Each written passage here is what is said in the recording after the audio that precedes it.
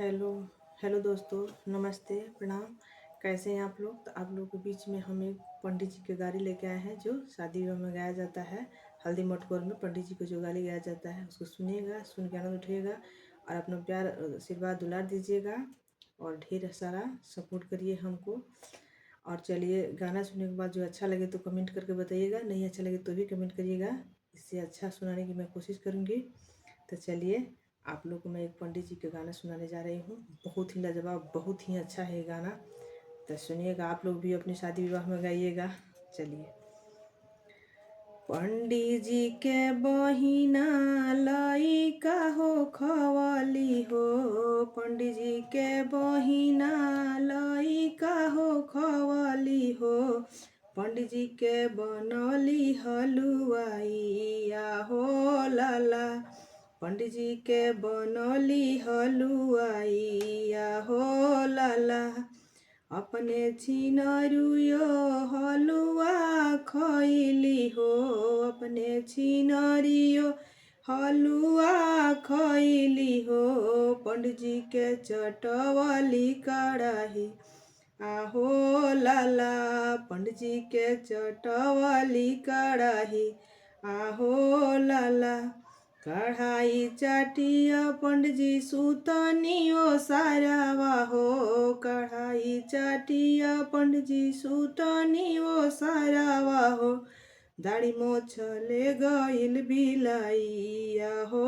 लाला, दाढ़ी मोछ ले गइल बिलाइया हो लाला, वहाँ से पंडित जी जजमान घरे गइनी हो, वहाँ से पंडित जी जजमान घरे गइनी हो, सखी लोग पूछे बिला माई, दाढ़ी मोछ कहाँ बिलाइल आहो लाला, वहाँ से पंडित जी जजमान घरे गइनी हो, सखी लोग पूछे बिला माई, दाढ़ी मोछ कहाँ बिलाइला हो लाला, हमारा बहिना लइका हो खवली हो, हमारा बहिना लइका हो खवली हो, हमके बनली हलुआई आहो लाला, हमके बनली हलुआई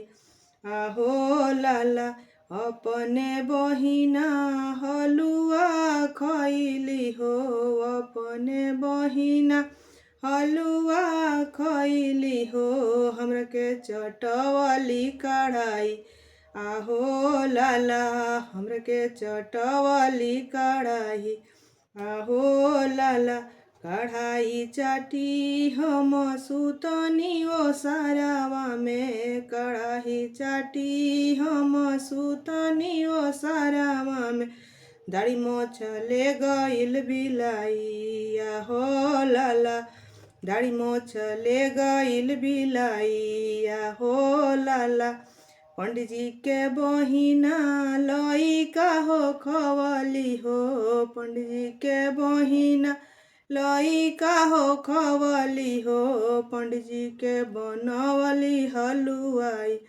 आहो लाला, पंडित जी के बनवली हलुआई आहो लाला।